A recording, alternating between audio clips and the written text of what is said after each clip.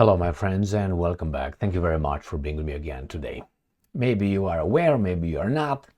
The president of the Russian Federation, Vladimir Putin, in his first trip outside of Russia, he went to visit after his latest election. In inauguration, he visits his friend Xi Jinping.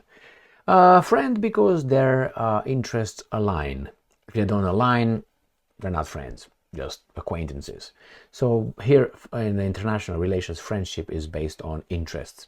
Not interested, not friends. Friends, it's an exaggeration, but nevertheless, what happens?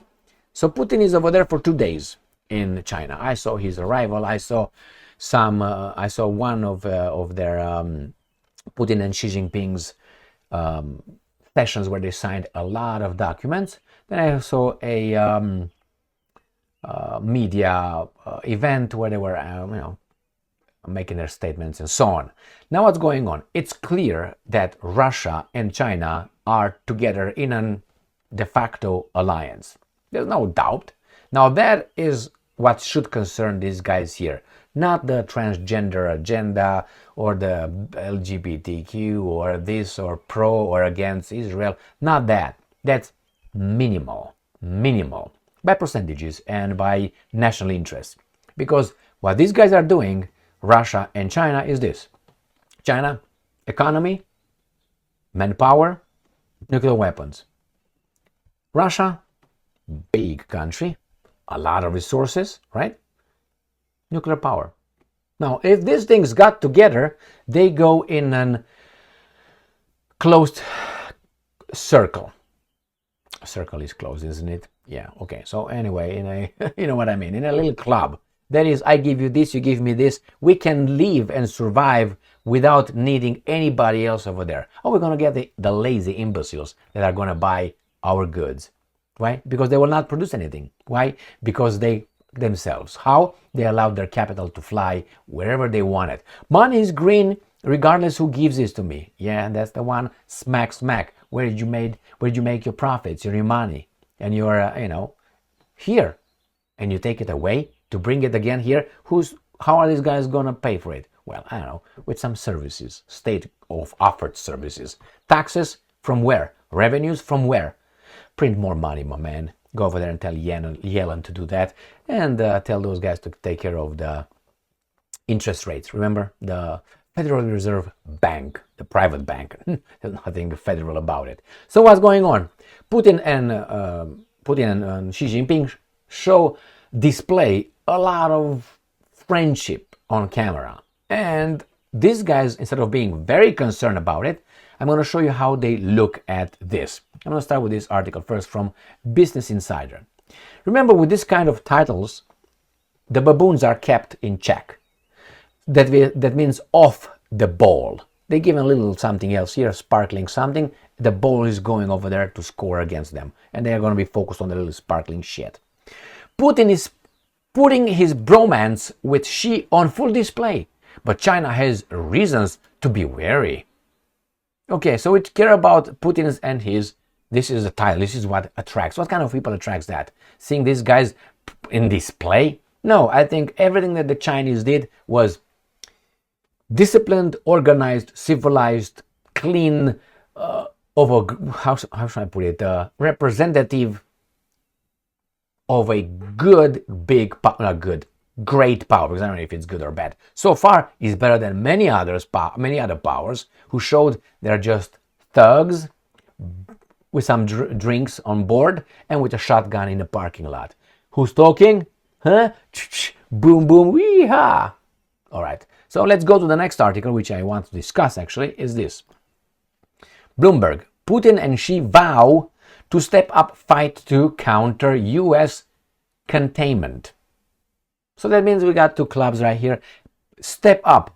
Like what? What exactly? How exactly? So let's see what these guys are saying. If they give us any details. Otherwise, we will analyze. We, you and I. All right. Chinese President Xi Jinping and Russian leader Vladimir Putin pledged to intensify cooperation against U.S. containment of their countries as they warned of growing nuclear tensions between rival powers. Well, what can you do? Putin and Xi accused the US of planning to station missile systems around the world that, and I'm quoting, pose a direct threat to the security of Russia and China. Got it? We're together in this. In a joint declaration after more than 2 hours of talk in Beijing on Thursday, they agreed to tighten cooperation, including between their militaries, against what they called Washington's destructive and hostile course. The two leaders also warned of increasing strategic risks from spiraling tensions between nuclear powers. They accused the US of seeking to violate the strategic nuclear balance to gain a, quote-unquote, decisive military advantage. Putin's in China on the first foreign visit since his inauguration last week for a fifth presidential term, indicating the importance of the relations with Xi in enabling Moscow to resist unprecedented sanctions from the US and its allies, vassal states, over Russia's invasion of Ukraine. The leaders said preventing direct military confrontation between the nuclear powers is the priority task, but lambasted nuclear states that encroached on each other's vital interest by expanding military alliances near their borders, a dig at NATO expansion in Europe, and US-led efforts to forge security partnerships in the Asia-Pacific region to counter China. Now, if you try to use the same thing, China and Russia trying to forge security partnerships in region to counter US, they will not use the same words. They will use differently. Aggressive, expansion, imperialist move. That's how they do it. And yes, dig at NATO's expansion. Correct. Xi said China was ready to work with Russia as a good neighbor, friend, and partner with mutual trust. All right, state broadcaster said, okay, one of the main stabilizing factors in the international era, Putin describes China. So this is it. And we're going to go to the last article. In Beijing, Xi and Putin left no question of their close alignment in a divided world. The world, who said it should be united? United could mean regimentation. It's like you go in real life and we should be united about something. Maybe I have different interests than you have. But we're not united. And definitely we have different interests. Definitely we have different pleasures, displeasures, and so on. So united in what exactly? They use all kind of terms like rules-based international order. The Americans use this. And Lavrov nicely asked, and he said many times, Lavrov on camera, I asked my Western partners to give me the list of these rules that they're talking about. And so far, I didn't get any. Why? Because if they put it on a paper, the Russians will have a lot of ammunition to show you violate this rule that you imposed, this rule and this rule, this rule. I think this is very obvious that these guys, the Americans mostly, they do whatever they want, but they ask everybody else to be in line. And Russia and China and India and Brazil and other big, strong countries, why should they listen to this guy? Well, this is the determining moment. We find out if Al Capone will take over this or not. And I don't think so far is successful. Why? On the contrary, it creates death enemies. No, Russia and China, Brazil and India and so on, they will join these guys. Iran, North Korea, Venezuela, all these countries don't have only nuclear weapons, not all, some of them, but they also have manpower, they also have markets, they also have resources. The West has no fucking resources, except in a sense of America. The Europeans are drained. Why do you think they want Ukraine? How are they going to feed? Let's say the Russians take over Ukraine, and they will control it in a way or another, I suspect. Who's going to give them grain? Who's going to give them fertilizer? Where are they going to get the fertilizer from? United States of America? America buys from the Russians fertilizer. What are they talking about? So they need that. It's like a Lebensraum. Is that how it's called? Lebensraum, the living space the Nazis claimed before the Second World War started, with a declaration of war coming from Great Britain and France directed towards Germany. That's how the World War started. Not with Germany's invasion of Poland, because that was one country against another country. There's not a world war. That's one-on-one. All right, so that was not the beginning. The beginning was when two other countries also declared war on Germany. That's when it started. We got 4 countries. And then when Soviet Union invaded Poland from the other side, remember what happened? So who initiated? You can say, well, the Germans initiated. No, the Germans had a problem with these guys, with Danzig corridor at that point. So anyway, my friends, I'm losing my divided world. Yeah, it's a divided world and should be divided. Why? Therefore, some people will pay more attention. If you have it regimented, that means you have it under control. That means you can make their rights and freedoms and liberties like they do right here. You can even say have a different opinion on, I don't know, the Second World War, for instance, or I don't know if this is white or black or good or bad. You can't. You have to say have the same opinion, and if you don't have it, or assessment or conclusion, to be not divided, to be united. Under whom exactly? The elected official? Thanks, but no thanks. And indeed, Xi and Putin left no question. So what are these guys going to do? They're going to talk about Zelensky and some imbeciles in Estonia or Latvia or Poland or Romania talking about shit when the big guys are right there in front of you. I remember when I went to, I'll tell you this as an extra.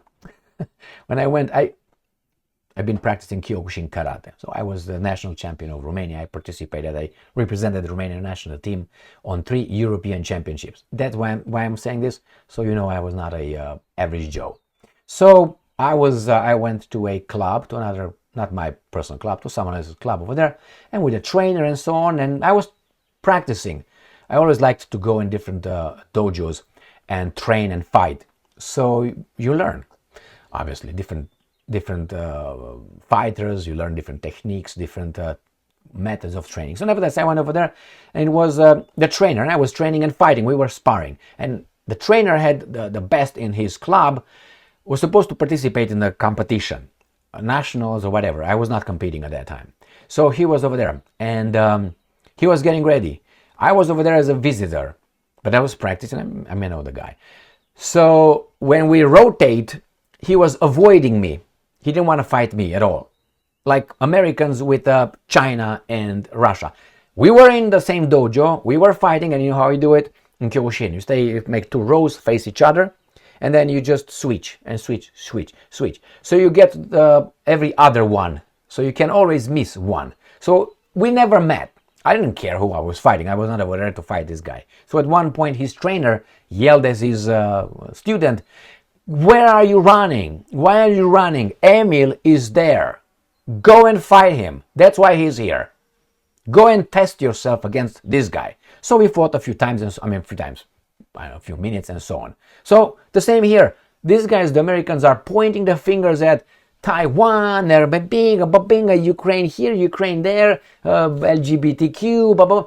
When actually Emil is here. China and Russia are right here in front of you.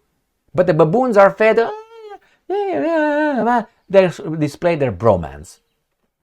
That's how it is. These guys are, as if you remember, if you don't, I tell you, Professor Stephen Cohen, a guy that I like very, very much. Professor, he died about 3 years ago. A guy that you can still find him on YouTube, and not only. He was a professor emeritus of Russian studies, very knowledgeable, very smart, very calm. Now that's a guy. And he said that the difference between the Americans and the Russians in politics, in international policies, how they design, how they plan, is that the Russians think in terms of centuries, whereas the Americans think in election cycle.